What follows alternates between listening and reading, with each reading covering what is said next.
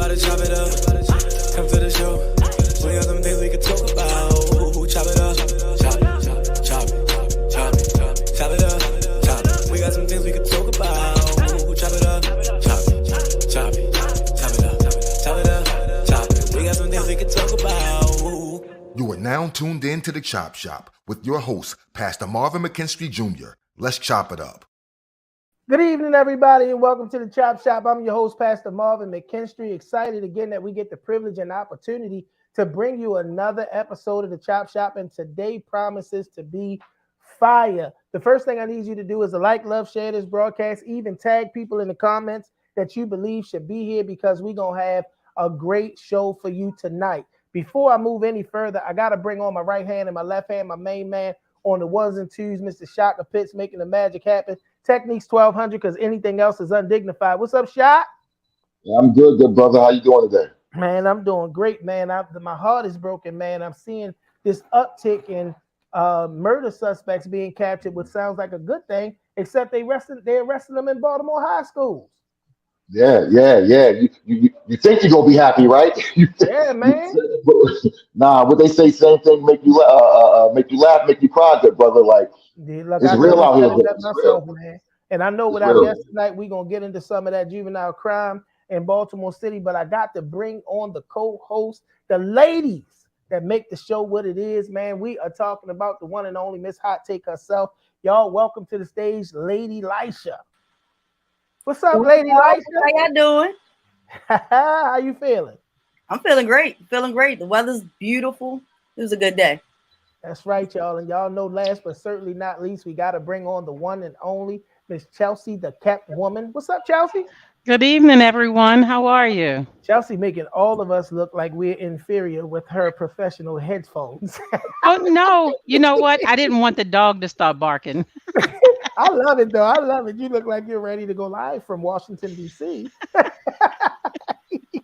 They look more radio-ish, though. They do. People don't know. From the chopper. Nah, she up in the chopper. She in the chopper giving lip. All right, man. Listen, again, we got a fire show for y'all tonight. As I said, like this broadcast, love it, share it, tag people in the comments that should see it. But let's get to these church announcements. Coming up to you first and foremost, as always, the Stop the Beef hotline. That's never going to change until we have no murder in Baltimore. The Stop the Beef hotline is an initiative of the men of the We Are Us movement. It's on and popping. When you make that phone call to that Stop the Beef hotline number, 443-431-3705 or 443-522-7848, a man answers the phone. As you see, there's no police involvement. So if there's anybody worrying about getting that label, squeak, squeak, Mickey Mouse that nobody wants in Baltimore, that's not what we do. But we will come out and do intervention all the way up into paying debts and getting you out of harm's way. If we got to put you on a bus, plane, train, or automobile to get you away, we'll do that. But we got to stop the beef and preserve life in Baltimore. So walking hand in hand with the Stop the Beef hotline, we have the Baltimore Peace Agreement. Y'all listen, this thing is all over the place today. The Baltimore Peace Agreement has been making the rounds for about 3 years now, and we go into communities and we get brothers to sign off to say even if they got to eat in the streets, they ain't got to kill or die in the streets. I know that it works because we have in my neighborhood down in the Lexington Terrace community, we're almost at 2 years, y'all. Count them. You ain't heard about it on the news because it ain't about publications, but almost 2 years with no non-fatal shootings or homicides in the Lexington Terrace, Poe Homes, Poppleton Place community, and we're excited about that.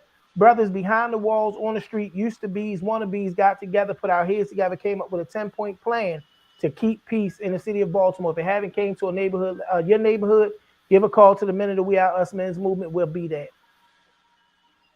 All right, y'all, I got to take a moment, and I got to take a big moment because this is one of those ones that's jerking on my heart. Many people know him as Big C. I know him as my little brother, Coy.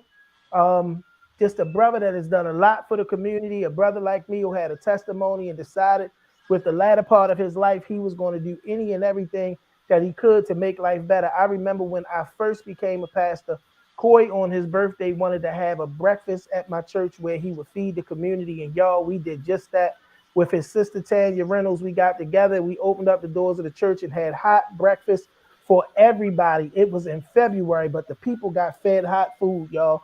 My brother has gone home to be with the Lord. We're going to be funeralizing him tomorrow. But I want to take this moment to say, Big C, we love you, brother, and thank you so much for your contribution to the city of Baltimore. A person who, with one word, could stem the tide of violence in our community. Your legacy and your name will always ring out. We praying for your children. Lord Corey, who is really big Corey, his son about 13 bigger than me, because Corey, Big C, was a big guy himself. But man, your legacy will be as big and larger than life as you are. And we love you. Thank you for everything that you've done. All right, y'all, 2 p.m. 2 p.m. on Thursdays. The Mayor's Office of Employment Development is bringing to you the Employee Baltimore show. Today we had on there Humanum, who was touting their upcoming administrative assistant clerical program that's absolutely free and is attached to anchor institutions in Baltimore. When you complete that training, you get into a job. If you want to hear about opportunities, such as that and others, you need to tune in at Thursdays at 2 o'clock. Go to the Mayor's Office of Employment Development Facebook page, and you can still watch the broadcast on the playback. So you can send that person that needs that job or that training opportunity to go get it. Get them up off your couch, get them up out that basement, tell them go get their bag. All right, y'all, we need your help. I got to give Shaka the updated flyer. The age has been changed to 7 to 14, but we're doing a completely free flag football league in the summer. We didn't go out and do the paint the neighborhood this week with the flyers and everything because we had to make the change, and we're going to be spending our time tomorrow honoring Big C. But the flyers are going to come out. You scan that little QR code, register your child. It's completely free. Completely free. We're going to start off with a skills clinic. Then we're going to have a draft. The coaches are excited. And this is one of the things that we're doing as a local initiative in our community to make sure that young people have something to do to tire them out so that they can stay away from violence. Listen, it's that easy, y'all. We put a flyer together, we got some equipment, and now we got us a lead. Make sure you're considering what you need to do in your neighborhood because it don't always have to take grant money or be a heavy lift. Just do what you got to do to make sure that the young people have something to do. All right, y'all. Father-son basketball game happening tomorrow at 3 p.m. It's going to be at the Robert Marshall Recreation Center. There's going to be resources out there, live performances. My man Tadana Duncan has been doing this for a few years, y'all, and it's an awesome, awesome experience. So make sure that y'all come out. My man Rainbow Israel is going to be rocking the house. Listen, y'all, conscious Christian rap or Christian conscious because it's listen, he's Jesus first. That's my brother. I need y'all to make sure that y'all come down there, man. The fathers and sons get out there and they play basketball, and it's all about mentoring and love. And Rainbow gonna rock the house. Y'all make sure that y'all in the place, show your support, send a seed, do something to make sure that this thing is elevated to the level it needs to, so that our boys have a testimony of being with good men. Father's Day, hallelujah. Father's Day, hallelujah. Father's Day at Victory House Worship Center, man. Listen, in June, I've been sitting down. This is my mid-year rest that I take every June. And I'm sitting down, and the men in the house are going forward. My son, Pastor Theo Thomas Jr. of the New Commandment Church, is going to be leading worship. And y'all see the lineup. My brother, Xavier Clark. My man, Coach V. Burnell. My man, Brother Larry. My man, Jason Boogie Wilson, you seen him on the videos dancing. The bishop himself, Bishop Tyrone, and Pastor Derek Stevenson are going to come on Sunday, and they all going to take their time and take their turn, and they're going to bring a word around fatherhood. I'm excited about these men. You can join us on Zoom or Facebook Live. Whatever you do, bring a man to the house, get him in front of the computer, because I'm sure that men are going to be edified on Sunday. All right, right after that, I got to drive out to Essex. My good homeboy set me up. I didn't know it was on Father's Day when I said yes. Shock, I was thinking it was like Saturday on Father's Day. They got me. But I'm going to be driving straight out to Essex to be a part of this elite group of men that are going to be having a prayer and worship brunch. And to be honest with y'all, I can't think of a better time to bring men together than on Father's Day. It's going to be free food. Everything is free. What you need to do is bring a man out there, let him get some of this good food in the natural, but definitely this spiritual food. Shout out to my bro, Bishop Donnie Neal, who organized and orchestrated this, and the great men that are coming together. My brother, Kenny Flight, Bishop A.C. Taylor, my man coming down from Pennsylvania, Apostle Kenneth Gale, of course, yours truly, and Minister Kenneth Butler, y'all. We going to pray. some things in order, and we're going to praise our way through. Y'all hear that organ in the background? Shaka ain't playing with y'all. That's it, y'all. That's all the church announcements. It's time to get to what we came here to do, and I am so excited. Man, this guy became a brother a little while ago. Man, I got memories attached to him. Now, I remember one time we were on a show, and my grandmother had taken sick while we were on the air, and I literally had to abort and abandon the show, and Jovani Patterson and Shaka just took over. And I said, man, I called him to apologize. And he said, oh, no, man, we held it down. We had your back. I met this brother. He kind of caught my attention while he was running for city council president. And I just kind of, his position and his posture on certain issues was real. And since then, over time, we've had the opportunity to kind of come together and talk about some things. You've seen him on the news in a variety of issues. I'm not going to go into detail about it because that's what he's here to do. But he is one of the founding members of the P.E.A.C.E organization, which is an organization in Baltimore that is trying to bring consciousness to our voters. Y'all, we got to change these bad voting habits in Baltimore. Stay complaining, but voting the same. You can find them at www.peacebaltimore.com, but you're not going to find them there like you're going to find them here. Y'all, welcome to the stage, my friend and my brother, Mr. Jovani Patterson. Jay, what's up, good man? What's up, man? Like I never know what to do, man. Y'all like the energy is always like just so crazy on your show, man. like I don't know if that's good or bad. I don't know how to keep up, man. I don't know how to keep up. I don't know if it's good or bad. Hey, that's a good thing, man. That's a good thing. I got me spinning right now. I don't know how to take that. Man, keep doing what you do, man. Like you one of the at least I admire you, man.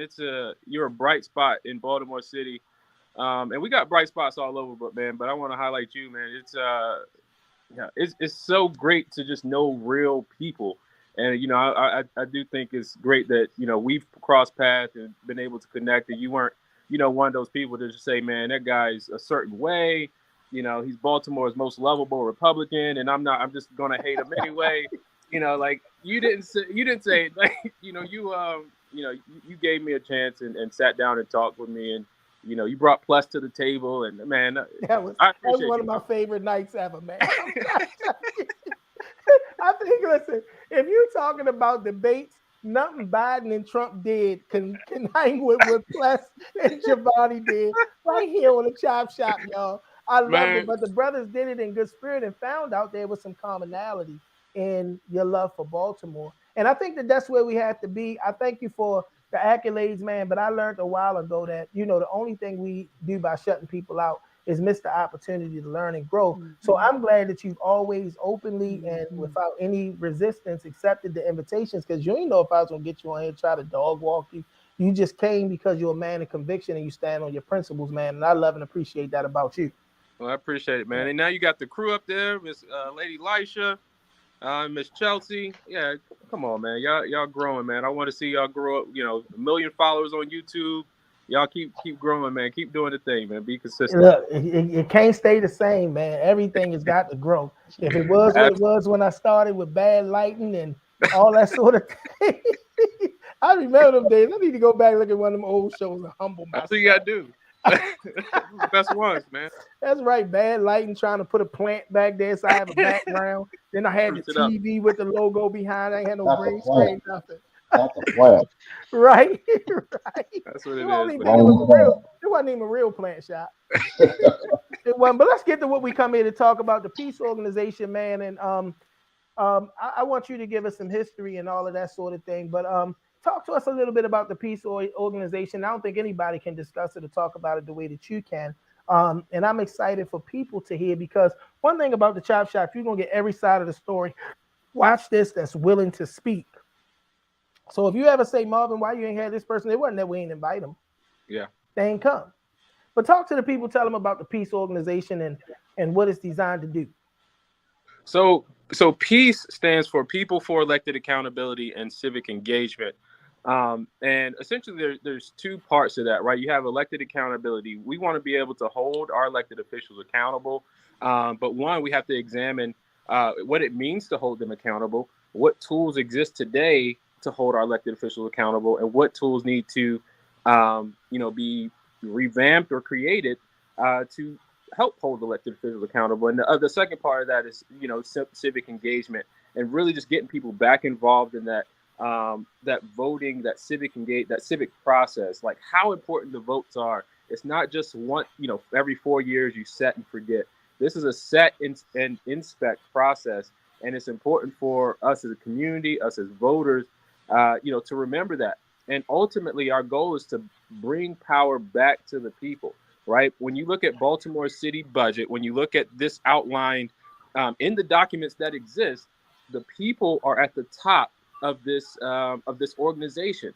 But a lot of times our people don't feel that way. They don't get that sense. They feel, a lot of times you get a lot of political apathy of, that's just the way things are always been. That's just the way things are going to be. There's not much I can do to change it.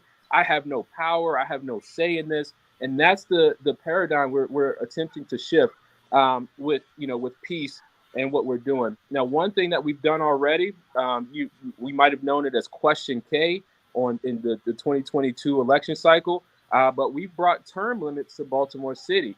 So what we've done is reduce the power of the incumbency, where an elected official can just sit in that position, and because of the name recognition and because of they're already kind of a staple in that seat, or really oftentimes using a family name, we're able to reduce those people staying in office, but also bring forth, new political ideas, new faces, new fresh faces, to keep people more engaged inside the civic process. Well, I'm excited about it because when we looked at Question K, I heard some different views and opinions, and I'm not talking about from the people whose cheese it seemed like was being moved, which was the elected officials. I heard some interesting takes on it from people who were not in support of Question K, but literally the takes that I heard, and I don't know if this is the one thing that hasn't been talked about publicly, is because of how it was going to shift what favor and access they had coming out of City Hall. So it wasn't about what that meant for the city and for the people, but if I'm talking about some pretty influential people who, because their favorite council person might not maintain that seat, and whatever flow it meant for them was against Question K. Did you encounter any of that while you guys were pushing for that particular piece of legislation? Well, yeah, I mean, there was some of that stuff that came out, maybe not directly, but you could definitely sense it. And, but that's part of the issue that we're facing, right? If you're not one of those connected individuals, you don't get your services, right? If you don't know, if you're not at your councilman's barbecue, then you can't get your trash picked up. And that's not the environment we need to create in Baltimore City, right? All of us are paying taxes. All of us are participating in this, elected, the voting process, the civic engagement process. It should benefit all of us. And if we're talking about equity, if we're talking about equality, then if you're saying that you get better treatment because of your relationship with X council member, then that's not equity. That's not equality by definition. Facts. Well, I know personally, I'm just returning back to Baltimore City. And in the recent election, I did have the opportunity to vote for Question K, and I'm representing the general population. I think that was the only piece of legislation I ever actually researched. And I think it's because you actually put the information out there so that we can find it. So I just want to say thank you for having that information, available for us to do the research and to know what this piece of legislation was even going to be about. Shaka, we're going to get you jump in, but I do want you to talk about that a little bit, Jovani, because you guys did what was necessary to simplify the language. I think it's important that we help people understand that, because some of the problem that we have with a lot of those ballot questions is the fact that the language is too elaborate for people to really either read, or so long that you ain't taking time to do that. Yeah. Right. So I think the public discourse of it, because one, it was the only people-led initiative on the ballot, right? There's two ways to get things on the ballot. One way is through, city council. If it's something that's changing the charter, then they have to go to the people to change the charter. So, questions, what was it, A through J, were changes to the charter sponsored by the council, right? But the people-led initiative, I mean, we had to collect signatures. We collected over 20,000 signatures. So there's kind of, some groundwork here. So we had to begin explaining this to people, right? So we had to collect the signatures, and then there was a bit of a campaign for it because there was some opposition that came out about it, right? But to me, this is beneficial to the engagement process because people are talking about it, right?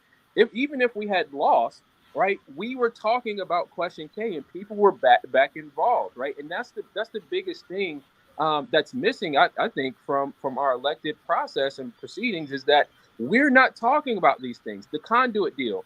Now we're talking about it after the election because the people voted for it, knowing what, assuming what it meant, and then something else happened against the people after the election. But because we didn't have that political pressure beforehand talking about these things, right? Mm-hmm. It's almost like how it's just going to get swept under the rug because people don't know what they're talking about, right? So again, I just believe it's a net positive, even if we had lost, right? Even if Question K didn't get passed, right? Is that we're talking about these things in the civic engagement process. Even, look, man, the reason you guys are having me on the show, I'm a Republican, right? And I'm here talking because I keep forgetting. In 2020, right? In 2020, we had this election. I was trying, I did the best I could. I really didn't run a campaign when you're talking about the way campaigns are run, but I was doing the best I could, and we're still talking about it, man. I think that's beneficial, net positive for. Even though we lost, even though my side, I lost, Jovani Patterson on the ballot lost, I think it's a net positive for Baltimore City because we're still continuing to talk about these things. And the more we talk about it, the more that critical thinking aspect of our being is activated, and we're able to engage across the community. We say, oh, my property taxes are way too high. I pay taxes like, no, that's too high. I don't want my taxes. Oh, these elected officials, they're not doing what they need to do. They work for me. I pay them to do their job. I should be able to hold them more accountable. So we start talking about these things and stop, letting the things just be as they are. We're taking our responsibility back. So Jovani, I'm glad that this is where you at because I have something on the other side of it. So a few times before on the Chop Shop, we spoke about having our politicians, right, who have skin in the game for our community. We back them, right? How do we get them successful in the run, right? Because last time, I'm gonna be honest, it was real discouraging because we had some good people, who I'm like, damn, I like I like this person. It's like none of them won.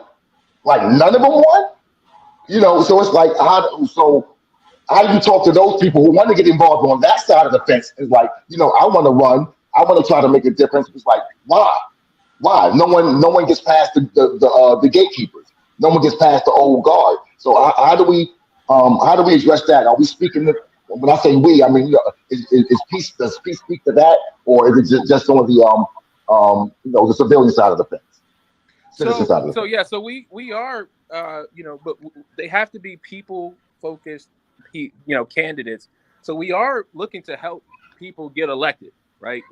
But they have to be presented by the people, supported by the people, and we're going to do our part to help out, right? But the ultimate thing is being accountable to the people, and we have to set that standard of what that is, right? Responsiveness, like, are you just going to get in office and be, ignore me? And we have to kind of lay out what those things mean to be in office. Again, I say government is not a set and forget process. It's set and inspect, right? This is the other part that, we don't necessarily remember that we have. We're too distracted by everything oftentimes, like whatever it is, rightfully so, jobs, kids, work, whatever it is. But we have we have political pressure and social power to move and change things, right? If we're all banging down the doors of North Avenue, do you think things will change, right? If more people are not saying, Look, that's just the way it's always been. It's been like that for 30, 40 years, right? And we're standing outside every day on North Avenue trying to fix these schools. Do you think things will change, right? Or if we do the same thing downtown for unifying under, hey, our government is not being accountable to us and we're showing up. But because we say, hey, you know, maybe somebody else can take care of it, or we say whatever I say doesn't matter. You know, we don't necessarily exercise our power to actually hold the elected officials accountable. But to answer your question, yes, we are looking to put forward great quality people, right, that want to, you know, run for office, that can be accountable, can be transparent, and you know, get them in office. Copy that. Appreciate you. Come on, Lady Lisha. Y'all know the church finger went up. I had a question. So you keep mentioning the fact that you're a Republican. For me, it doesn't really matter because I have we're not going to talk about me, but you keep mentioning that you're a Republican. Typically and traditionally, people in Baltimore that have pledged their allegiance to the Democratic Party go down the list and they just check off all of the Democratic candidates. How do we get the people to have more of a nonpartisan perspective when it comes to investigating the person for the job? You asked a hard thing, Lisha. Well, It's been a one-party town for so long. Talk to us, Jovani. Well, the first thing is, you have to remember all politics are local, right? So oftentimes we get caught up into the federal or the national narratives that we forget to look at what's going on locally. Now, listen, I'll be first to bash the Republican Party because they, you know, right now there's some trash, right? And they don't represent the values that I see as a Republican, right? Because I'm more of a Frederick Douglass type Republican, right? I value life, liberty, you know, freedom, those type of things. And I'm not sure what's going on with them now, but think of me like more like Frederick Douglass than what's going on now. So let me ask you this: are you a Republican or conservative? Well, you know, politically, I would say a Republican, but I'm very, very much so a conservative. Because I believe I'm not a registered Republican. I'm conservative. Yeah. You know what I mean? Because for me, it's all about the values, not so much about, you know, the partisan aspect of it. Absolutely. So to that point, though, we have to start remembering to vote our values, right? Start voting our values. And if there are candidates that don't align, whether they look like you, have the same party as you, if they're not aligning with your values, then don't vote for that guy or girl, right? So we have to start, instead of just going towing the party line, right? You know, being obedient, you have to go and start voting your values. And I think it's important for one, examine your values. What are your values? Do you want to see economic freedom and economic opportunities in your neighborhood?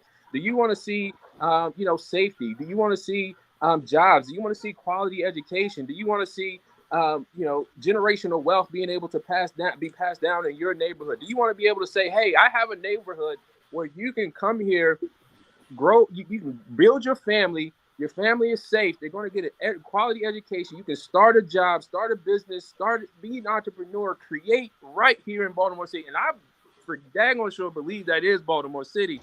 And we just have to unleash our power to get there. Come on, Chelsea, run your question to us. I just want to ask, do you thank you for being here. One, do you intend on running again? If God leads me in that direction. It's a little early for that question. We normally reserve it for the end. Forget him. Oh, I'm sorry. No, I just love his zeal. No, I just love his zeal, and it really isn't about. I'm like Lisha. It doesn't really. I'm not concerned with Republican or Democrat. It's your heart that I see. That is, you know, that your zeal. You're excited, and that's the thing that people need. People, we're not informed. They're not informed. It's basically a popularity contest as far as when they're voting, who they know or what. And like you, yeah. I just like your zeal. Yeah. So Jovani, you on the hot seat. We get to say we heard it here. No, you don't have to. Oh, too late, sister. I mean, you put that, you know, because you ain't putting that toothpaste back in. Now, all eyes on you, bro. Oh man. So look, if God says to do it, I'll do it. Like, I didn't plan on running the last time, and one thing led to another, and it happened. But right now, I know, our work through peace is to work to really engage and work on avenues that bring power back to the people, whether it's economically, in the political process, putting more money back in your pockets, putting more power back in the hands of the voters. That right now, that's my mission. If it turns into me running for office, then so be it. But right now, I'm gonna just put one foot in front of the other one and go where God says go. Hey Awesome. Marv, hey Marv, hold on. We made it, yo, because that's officially the Fox 45 answer. We done made it. Yes, That was the official Fox 45 answer, baby. You know, hey, he did everything. He did everything except focus on his family. He did Right, everything except he wanted to focus on his family. right. Come on, Hey, double oh up. wow. man, that was good. That was good. I got a question. So a lot of my younger cousins and nephews, like they all went to HBCUs and they've come out, young black men, and they are Republican, like they are cutthroat Republican. And I'm excited about it. Like I don't have an issue with it. I'm very excited about it. What is happening with this next generation of young black men that are having a different perspective when it comes to the political parties? Oh man, I think everybody needs to go on their journey to find those type of answers, right? And I'm not saying that to avoid the question, right? Because there's a reason, one becomes Democrat or Republican. But for me, and especially as a black man, right? There were some elements of truth that I just started to research and understand, and then just see in day-to-day life that resonated more with my values and me being a person that aligned more with the written principles of the Republican Party, not necessarily the executed principles of the Republican Party, but the written principles of the Republican Party. So when you start examining those types of things with your character, your value system versus what the party's supposed to stand for, then that's where what made the decision, what helped me move over, right? And then when you start looking at history and the meaning of the Republican Party, why it was founded, and what it did as soon as it was founded, and as soon as we had the first Republican president, what happened, right? There was a lot of things that just start taking into account. And then I can talk about this all day, right? But there's a lot of things we've been lied about and been made to believe, right, to become a certain way. And again, my journey to being Republican revealed a lot of those things, right? Because it's always easier to lie. It's oftentimes more easier for people to believe a big lie than believe what you're telling them is true, right? So, and it goes back to even Christianity, right? I can tell you how good God is, right? I can show you what Jesus did for me, but until you experience for yourself, it's just me just telling you, right? And I can tell you all day, right? But you have to be in a position to open up and say, hey, maybe there is something I don't know. And say, then you're able to then more receive more of the information. And again, it was a personal journey for me, and I think a lot of people are going on through that journey now, because there's a lot of information that's just being put out there, right? There's a lot of information that's now just readily available, and people are starting to examine for themselves. Mm-hmm. I want to shout out real quick a local celebrity, probably Baltimore's original favorite Republican.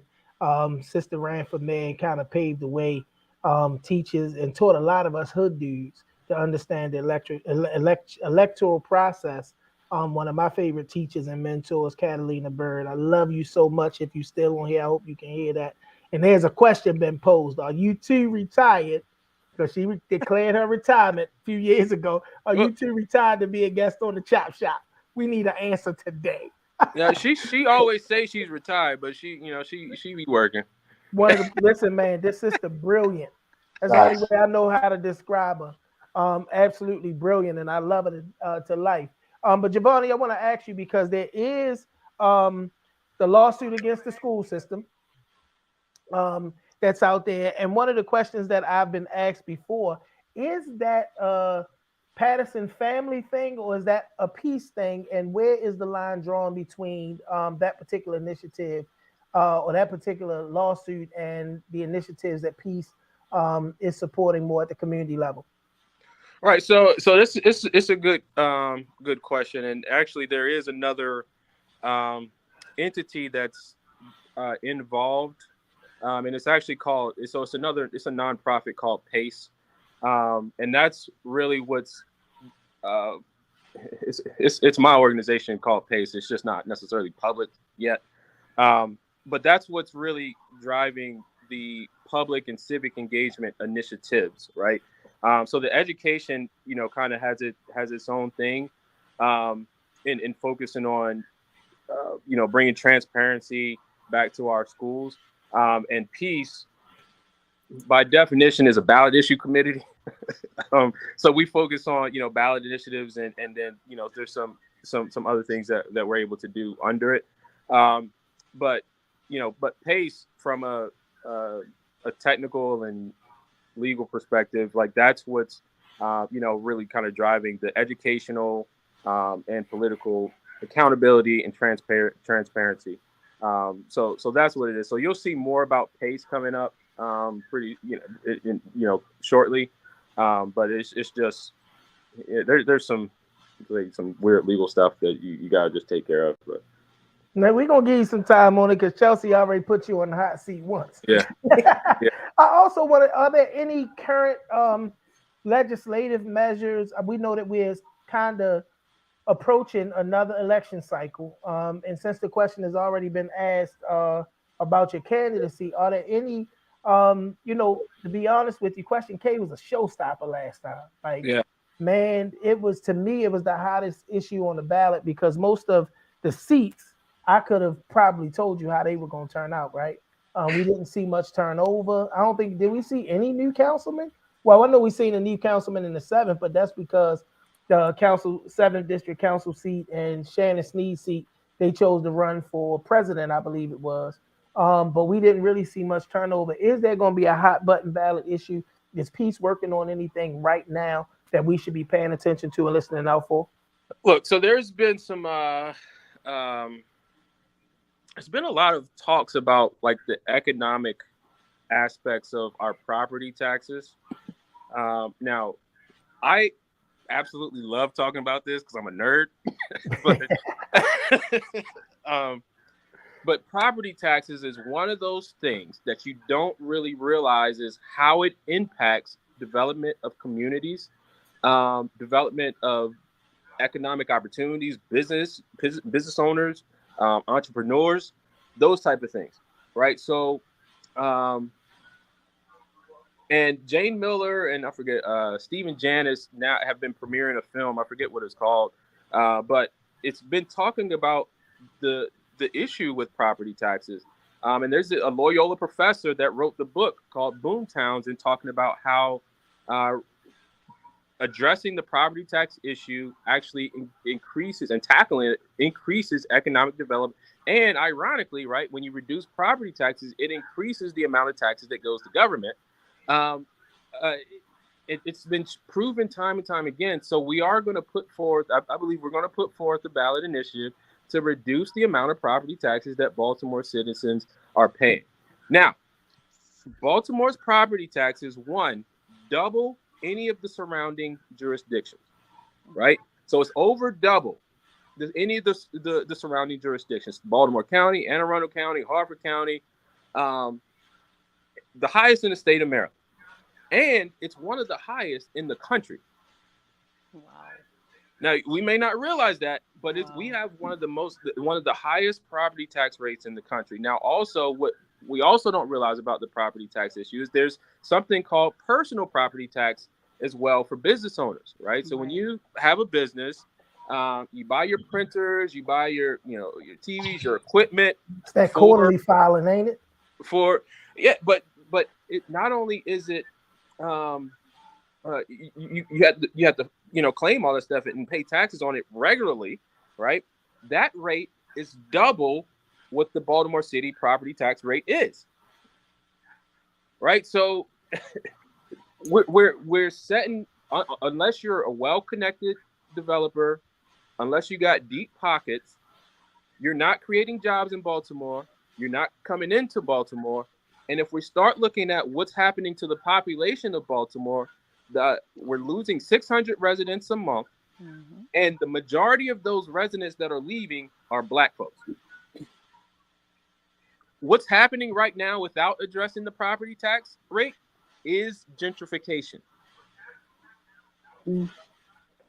I'm glad that you brought that up, because I think it's just only been recently. I know for me, it's only been the last couple of months that we've been hearing what had been characterized as gentrification for years has really turned into, or even been better translated as, a mass exodus of people of color who are leaving these neighborhoods and communities.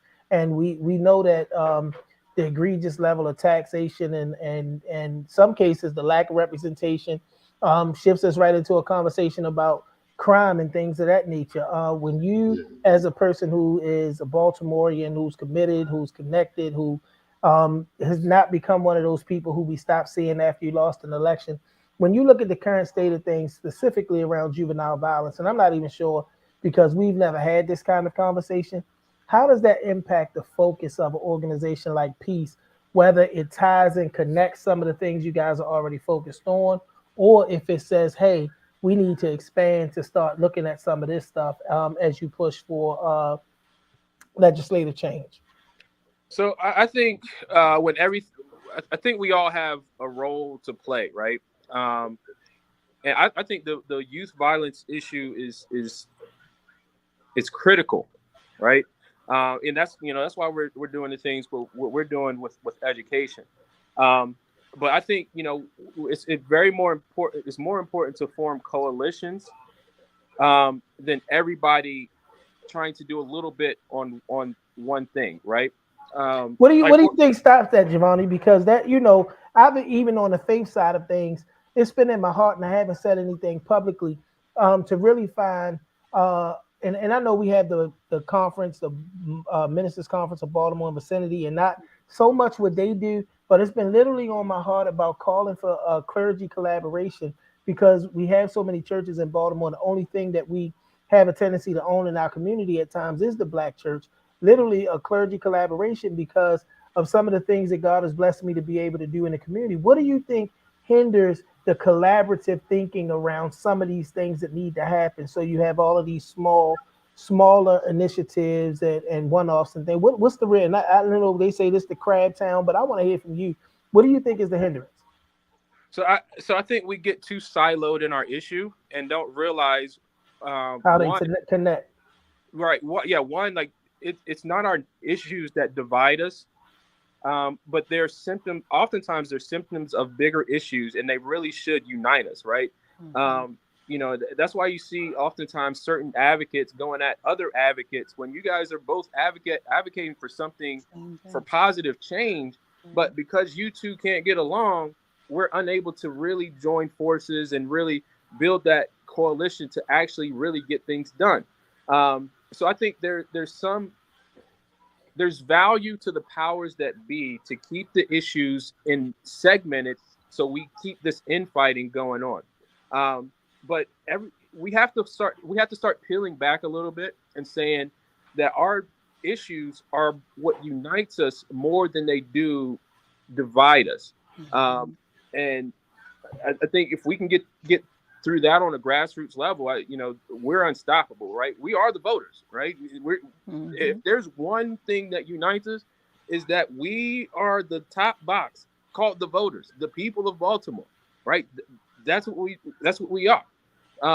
And at least from my perspective, I think that's one of my objectives again, returning power back to the people is remembering where your power is. And regardless of what your issue is, knowing that you have the power. And if your issue isn't getting resolved and your issue isn't getting resolved, that doesn't mean we fight. That means, okay, so there's an issue going up that we need to address and work on together. It ties together in so many different layers too. And my co-host, y'all please jump in. But it ties together in so many different layers because when I think about the school situation, I think about how many people I talk to that are literally saying they're abandoning Baltimore because of the school system itself. I personally, my 6 adult children, all are Baltimore City High School graduates except one, and that's because she lived in Georgia. Well, except 2. One because he went to the Maryland School for the Deaf for high school, and the other one because she lived in Georgia. But my baby, my 3-year-old, I ain't even contemplating the possibility of him coming up in Baltimore City Public Schools. And it's because probably beyond grade school, I don't see any value anywhere in the system. And I'm not talking about that you don't have your role in parks and those few, but I hate the fact that we have such a segregated school system and segregated standards where you got a top 5 high school system. City, I don't even know if we can count Dunbar no more. They had more shootings and stuff over there, but City, Dunbar, Poly, Western, and it's one I'm probably forgetting. But you know that whole ideology without having, in Baltimore County, you go to school where you zone. In Baltimore, we got a composite score system, and we don't see that as segregation. But I think it goes back again, remembering your power, right? Why did things get the way they are, right? Because oftentimes, in more recent years, rather, it's because we allowed it to. And I know people find that offensive of what I'm saying, but part of it is because one, civic engagement, civic education has been removed from our public education. Two, we've said, the vote, my vote doesn't matter. What I elect, it doesn't count. It doesn't affect me, right? So in a lot of ways, a lot of aspects, we've allowed this to happen. So what I'm suggesting is that let's remember, right, that we have the power to change a lot of this stuff, but it starts with taking responsibility, right? I can't say I can't say I need to hold the mayor accountable if I can't say to myself I need to hold myself accountable, right? So it starts by saying, by everybody has their role to play, right? Right. We're not asking Lamar Jackson to play safety, right? And if we're complaining, Great analogy, bro. if Gotta give you props on that one. Right? If we complain about Lamar Jackson getting beat deep every game, well, Lamar Jackson don't play safety, right? And right now, I do believe, to the mayor's credit and to the position of the mayor, I do think we've put too much on the plate of the government. The government right now trying to be the daddy, trying to be the mama, trying to establish curfews, trying to, do X, Y, Z, when my street still ain't got paid. Right? Jovani, that's a perspective of this thing that I don't think people get about you or about peace. I have never heard you go after a person or a candidate or an official. It's always about the issue. Is that a deliberate thing when it comes down to peace? Because we know you guys have focused on legislative changes being made. But I commend you for that, man, because it's, one of the things I'm getting tired of hearing is I'm really, and listen, y'all know I don't endorse anybody, but I'm getting tired of hearing people bash Brandon, you know what I mean? As opposed to really, and I think that takes so much attention off of the issues. Right. But peace seems to have had a successful focus on the issues. Talk to us. Is that deliberate? Is that a part of your guys' profile platform? Talk to us about that, because I think it's amazing. Well, I think, like, if someone specifically is doing something wrong specifically in that action, like, you should call it out, right? There's just something that you should do. But what we've been focused on, right, are the issues, right? The issue of political incumbency, right? The issue of property taxes, the issue of, we talked about recalls before, or the issue of what's going on in the government. These are issues that we can unite on, right? Because I think I don't know a single person that doesn't want a better Baltimore City, right? And I believe we can unite on wanting Baltimore to be better. And again, my The mission objective is to bring power back to the hands of the people. And we just have to find people that want to have that power back in their hands because it belongs in their hands. So, Giovanni, when are you going? Well, not when you're going to go back to. I know I missed the Power Up community meeting for my district. I know you have something coming up this month, but how often are you planning on having those meetings so that the community can get engaged, and how can we share that information so that people will know about it? So the best way to get information, just subscribe on peacebaltimore.com. You can also follow the Facebook page. It's Peace Baltimore. But yeah, so our next Power Up Series meeting, and I do want to talk about why it's called a Power Up Series now, because we were calling them town halls. But our next one is next Tuesday at 6 p.m. You have to check the flyer for the address. But it's going to be District 14. And my objective and reason why we're calling these Power Up Series is because, again, it goes back to voter engagement, voter empowerment. Like I work in cybersecurity, right? And I work in as a professional, I help fix computers, fix networks, but really design them. But you really are a nerd. That's my brother, y'all. That's my brother.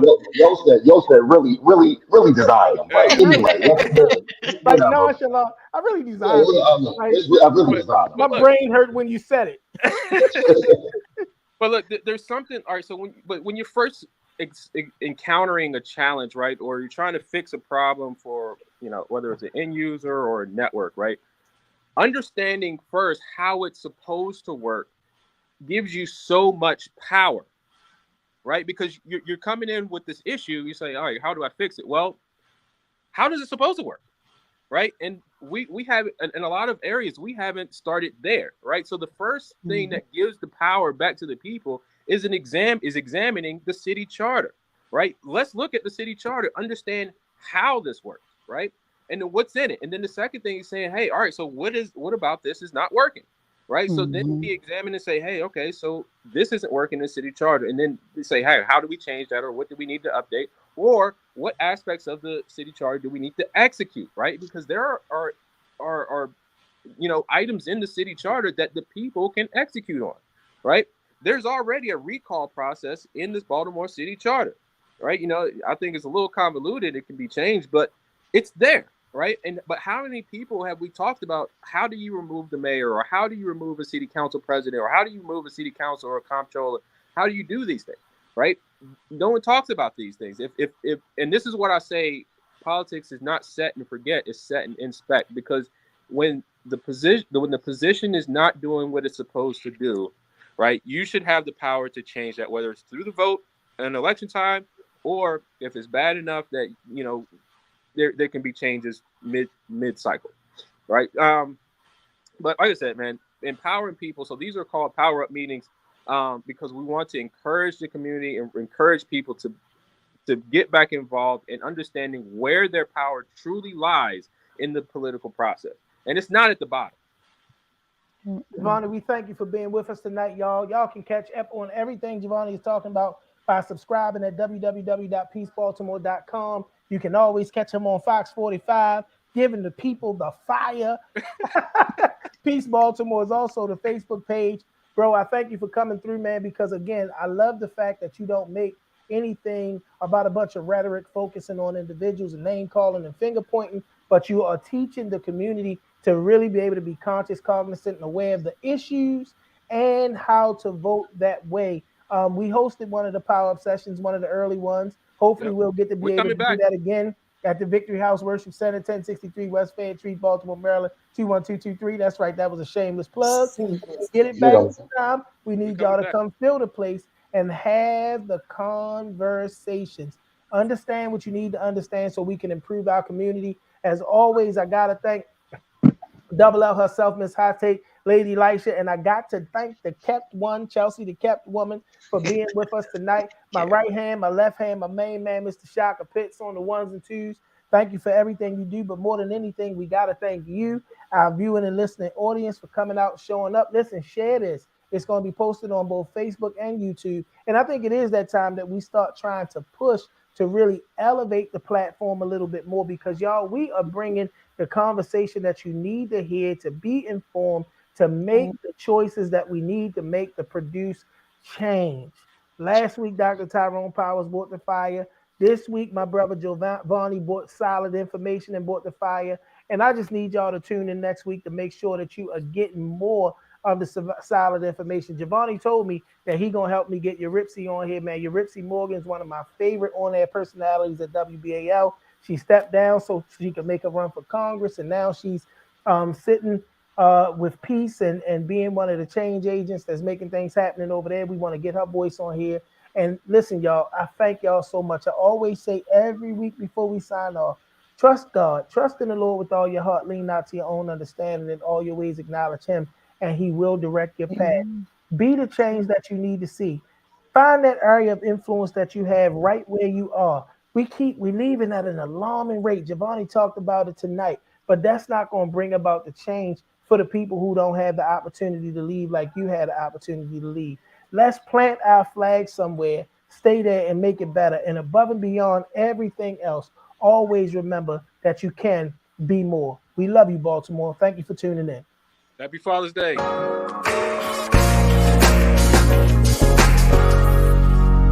I can be more. There's nothing that I can't achieve if I just believe. You can be more. You can make every dream a reality. We can be more. Be more, be more. Yeah. I can be more. I wake up every day and try to be more. I pray I be more. It's easy to achieve anything you believe. Like hold your head high. Girl, you got a reason to breathe. I see a rare mind. Boy, you got a reason to dream. Let's take flight. Give the children a reason to see redemption. We grow up in the jacks where it's evil and wicked. Where the people with success don't want to send you a visit. But we still finna make this life worth living. Now throw your